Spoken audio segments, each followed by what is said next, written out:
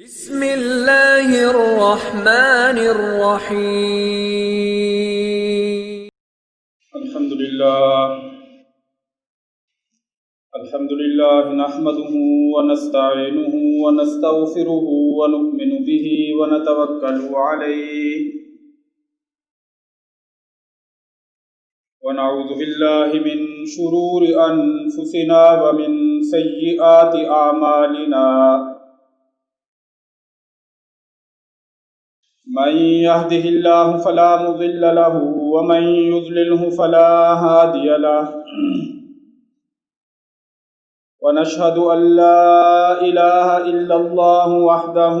لا شريك له ونشهد أن سيدنا وسندنا ومولانا محمدا عبده ورسوله أما بعد فقد قال الله تبارك وتعالى في القرآن المجيد والفرقان الحميد أعوذ بالله من الشيطان الرجيم بسم الله الرحمن الرحيم فإن آمنوا بمثل ما آمنتم به فقد اهتدوا قال تبارك وتعالى والسابقون الأولون من المهاجرين والأنصار والذين اتبعوهم بإحسان رضي الله عنهم ورضوا عنه وقال تبارك وتعالى محمد رسول الله والذين معه أشداء على الكفار رحماء بينهم تراهم ركعا سجدا يبتغون فضلا من الله ورضوانا سيماهم في وجوههم من أثر السجود ذلك مثلهم في التوراة صدق الله العلي العظيم وبلغنا رسوله النبي الكريم ونحن على ذلك لمن الشاهدين والشاكرين والحمد لله رب العالمين اللهم صل على محمد وعلى آل محمد كما صليت على إبراهيم وعلى آل إبراهيم إنك حميد مجيد اللهم بارك على محمد وعلى آل محمد كما باركت على إبراهيم وعلى آل إبراهيم إنك حميد مجيد۔ میرے معزز و محترم سامعین گرامی قدر، میں نے آپ حضرات کے سامنے قرآن مجید فرقان حمید کے 3 مختلف مقامات سے 3 آیات کریمہ تلاوت کی ہیں۔ آج کی اس نشست میں انہی مبارک آیات کی روشنی میں چند ضروری گزارشات عرض کروں گا۔ اللہ رب العزت سے دعا ہے کہ صحیح بات بیان کرنے کی توفیق عطا فرمائے اور پھر ہم سب کو سمجھ کر اخلاص کے ساتھ عمل کرنے کی بھی توفیق عطا فرمائے۔ ارشاد باری تعالی ہے فَإِنْ آمَنُوا بِمِثْلِ مَا آمَنْتُمْ بِهِ، کہ اگر لوگ اسی طرح ایمان لے آئیں جیسا کہ تم لوگ ایمان لائے ہو فَقَدِ اهْتَدَوْا، تو انہیں ہدایت حاصل ہو جائے گی۔ یعنی دوسروں کے ایمان کے لیے صحابہ اکرام رضوان اللہ تعالی علیہم اجمعین کا ایمان اللہ معیار کے طور پر بیان فرما رہے ہیں کہ اسی ترازو پر، اسی معیار پر دوسرے لوگوں کے ایمان کو بھی تولا جائے گا، اس کا وزن کیا جائے گا، اور اگر وہ اس معیار اور اس ترازو پر پورا اتر آیا تو پھر ہدایت حاصل ہو جائے گی۔ دوسرے مقام پہ فرمایا 11ویں پارے میں والسابقون الاولون من المہاجرین والانصار والذین اتبعوہم بإحسان، کہ مہاجرین اور انصار میں سے وہ لوگ جو پہلے ایمان لائے اور وہ لوگ جو ان کے پیچھے ان کی پیروی میں ایمان لائے۔ انصار اور مہاجرین میں سے جو پہلے ایمان لائے اور وہ جو ان کی پیروی اور تابعداری میں ان کے پیچھے ایمان لائے، رضی اللہ عنہم ورضوا عنہ، اللہ ان سب صحابہ سے راضی ہو گئے ہیں، ورضوا عنہ، اور یہ صحابہ جو ہیں وہ اللہ سے راضی ہو چکے ہیں۔ اللہ ان پہلے اور بعد میں ایمان لانے والے صحابہ سے راضی، اور یہ صحابہ اکرام رضوان اللہ تعالی علیہم اجمعین جو ہیں یہ اللہ سے راضی ہو چکے ہیں۔ سورۃ الفتح 26ویں پارے میں ارشاد فرمایا، محمد الرسول اللہ، محمد صلی اللہ علیہ وسلم اللہ کے رسول ہیں۔ والذین معہ اشداء علی الکفار، اور آپ علیہ الصلوۃ والسلام کے جو ساتھی ہیں، بھلے ہیں، آپ کے جو صحابہ ہیں، اشداء علی الکفار، ان کی ایک خصوصیت یہ ہے کہ وہ کافروں کے معاملے میں بڑے سخت ہیں، رحماء بینہم، اور آپس میں مسلمانوں کے معاملے میں ایک دوسرے کے معاملے میں بڑے رحم دل ہیں۔ تراہم رکعا سجدا، آپ دیکھیں گے کہ اکثر وہ رکوع اور سجدے کی حالت میں ہوتے ہیں۔ یبتغون فضلا من اللہ ورضوانا، اور یہ ان کی عبادت اور ان کے زندگی کے سارے کام اسی نیت اور ارادے سے ہوتے ہیں کہ اللہ کا فضل اور اللہ کی رضا انہیں حاصل ہو جائے۔ اللہ تعالیٰ کے فضل اور اللہ کی رضا کو پانے کے لیے وہ عمل کرتے ہیں۔ سیماہم فی وجوہہم من اثر السجود، ان کے چہروں کی پیشانیوں پر سجدے کے نشانات چمک رہے ہوتے ہیں، ان کے چہروں کے اوپر سجدوں کا وہ نور موجود ہوتا ہے، سجدوں کا وہ روپ اور رنگ موجود ہوتا ہے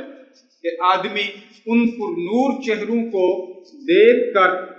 اس چیز کا اندازہ لگا لیتا ہے کہ یہ اللہ کے مقربین ہیں اور اللہ کے مخلصین ہیں۔ ذالک مثلہم فی التوراۃ، اللہ تعالیٰ فرماتے ہیں کہ ان صحابہ کی جماعت کی یہی مثال اللہ نے تورات میں بھی بیان کی تھی۔ تورات میں اللہ تعالیٰ نے حضور اکرم صلی اللہ علیہ وسلم کی پاک باز اور پاکیزہ جماعت کی جو صفت اور خصوصیت بیان کو یہی تھی کہ ان کے چہروں کے نشانات سے ان کے وجود اور ذات کو پہچانا جائے گا، اس طریقے سے ان کی شناخت اور پہچان ہوگی۔ یہ تین قرآن مجید فرقان حمید کے مختلف مقامات کی آیات کریمہ ہیں جن کا لفظی ترجمہ آپ حضرات نے سماعت فرمایا، اور ان آیات میں اللہ تعالی حضور اکرم صلی اللہ علیہ وسلم پر ایمان لانے والے جو حضرات صحابہ اجمعین کی پاکیزہ جماعت ہے،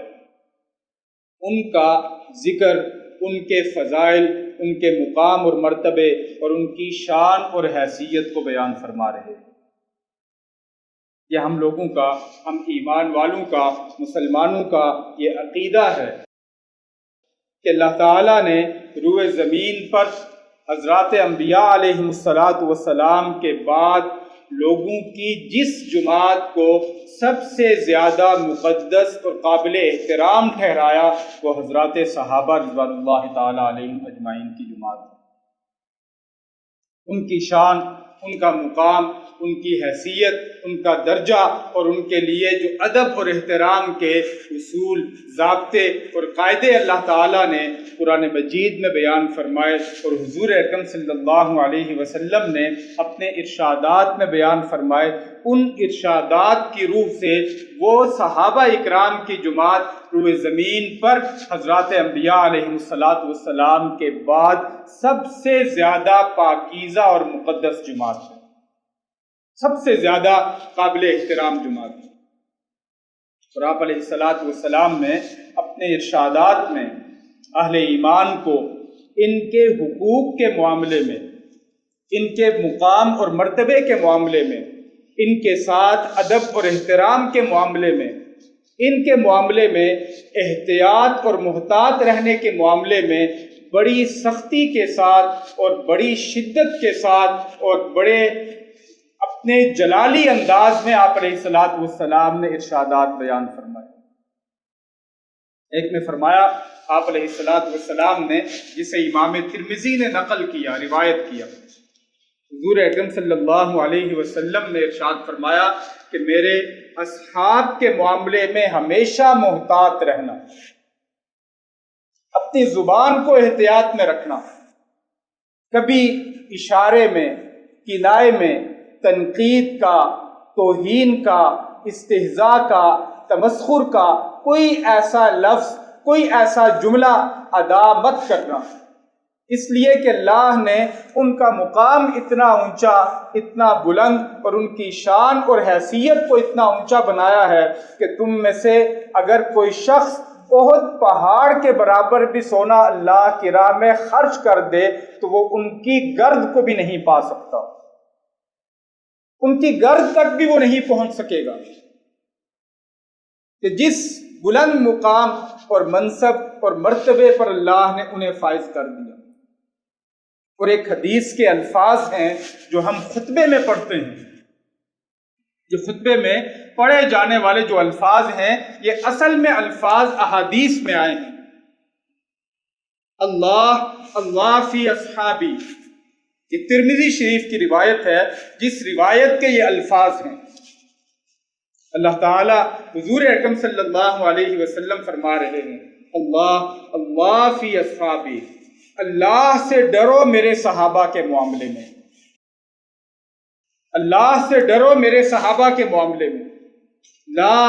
تتخذوہم من بعدی غرضا،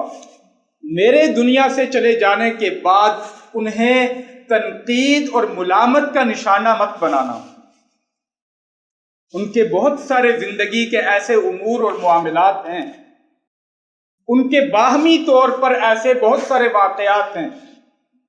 ایک دوسرے کے ساتھ ان کی زندگی کی ایسی چیزیں ہیں جو تاریخ میں موجود ہیں، جو واقعات میں موجود ہیں، لیکن حضور اکرم صلی اللہ علیہ وسلم نے فرمایا کہ ان چیزوں کے باوجود تم اپنے آپ کو ان کے معاملے میں خاموش رکھنا، ان کے معاملے میں اپنی زبان کو محتاط رکھنا، اور کبھی اپنی زبان سے ان کے معاملے میں کوئی ایسا لفظ ادا مت کرنا جو ان کے جو عزت اور مقام اور مرتبے کا شان ہے، حیثیت ہے، اس کے منافی ہو یا اس پر اس چیز سے زد پڑتی ہو، اس پر کوئی اعتراض اٹھتا ہو۔ فمن احبہم فبحبی احبہم، اور آپ علیہ الصلوۃ والسلام نے فرمایا کہ ان سے جو آدمی محبت رکھے گا وہ محبت میری ذات ہی کی وجہ سے رکھے گا، میرے ساتھ تعلق اور نسبت ہی کی وجہ سے رکھے گا، اسی وجہ سے رکھے گا کہ یہ وہ لوگ ہیں جنہیں حضور اکرم صلی اللہ علیہ وسلم کی صحبت اور زیارت کا اعزاز حاصل ہوا۔ تو گویا کہ ان کا یہ مقام اور مرتبہ ذاتی نہیں ہے، میرے ساتھ نسبت اور تعلق کی وجہ سے ہے، میرے ساتھ وابستگی کی وجہ سے ہے۔ اور فرمایا کہ جو ان کے حق میں زیادتی کرے گا، بغض پالے گا، نفرت کے کلمات اور الفاظ اپنی زبان سے ادا کرے گا، یہ نفرت جو ہے وہ بھی میری ذات کے ساتھ ہوگی۔ فمن ابغضہم فببغضی ابغضہم، میرے بغض میں اور میرے ساتھ دوری میں اور میرے ساتھ یہ اپنی نسبت کے کمزوری کی وجہ سے وہ ان کے بارے میں اپنے دل میں بغض پالے گا۔ وخیر القرون قرنی، اور آخری جو الفاظ ہیں اس حدیث کے، اس میں نبی علیہ الصلوۃ والسلام نے فرمایا کہ بہترین زمانہ وہ ہے جس میں میں موجود ہوں، میرا زمانہ بہترین زمانہ ہے۔ ثم الذین یلونہم، پھر وہ زمانہ جو میرے زمانے کے بالکل متصل زمانہ آئے گا، میرے بعد صحابہ اکرام رضوان اللہ تعالی علیہم اجمعین کا جو دور اور زمانہ ہے، پھر وہ بہترین زمانہ ہے۔ ثم الذین یلونہم، اور پھر اس کے بعد وہ زمانہ جو صحابہ کے زمانے کے ساتھ ملا ہوا ہے، تابعین کا زمانہ، جنہوں نے حضور اکرم صلی اللہ علیہ وسلم کے اصحاب کی زیارت کی، انہیں تابعین کہتے ہیں، تابعی کہتے ہیں۔ فرمایا کہ یہ 3 زمانے ہیں، ان 3 زمانوں کے بہتر ہونے کی گواہی نبی علیہ الصلوۃ والسلام نے عطا فرمائی۔ ان 3 زمانوں کے تمام زمانوں میں سب سے اشرف اور افضل ہونے کی گواہی سلام نے بیان فرمائی۔ تو یہ جو فضیلت، یہ جو حیثیت، یہ جو مقام اور یہ جو مرتبہ اور یہ جو شان اور یہ جو قابل احترام حیثیت حضور اکرم صلی اللہ علیہ وسلم کی پاکیزہ جماعت کو حاصل ہوئی، صحابہ اکرام رضوان اللہ تعالی علیہم اجمعین کو حاصل ہوئی، اس میں سب سے بڑی اور بنیادی چیز تو یہی ہے کہ انہیں اپنی آنکھوں سے آپ علیہ الصلوۃ والسلام کی زیارت اور آپ علیہ الصلوۃ والسلام کے چہرے سے اپنی آنکھوں کو ٹھنڈا کرنے کی توفیق ملی۔ یہ ان کے سب سے بڑے اعزاز ہونے کی سب سے بڑی وجہ ہے کہ اللہ نے انہیں اس چیز کے لیے پسند فرمایا، اس چیز کے لیے انہیں منتخب کیا، اس مقام پر بٹھانے کے لیے اللہ نے ان کا انتخاب کیا کہ انہیں نبی علیہ الصلوۃ والسلام کی مجلس میسر آئے، آپ علیہ الصلوۃ والسلام کی صحبت میسر آئے۔ میں تو امتی ہوں اے شاہ امم، کر دے میرے آقا اب نظر کرم۔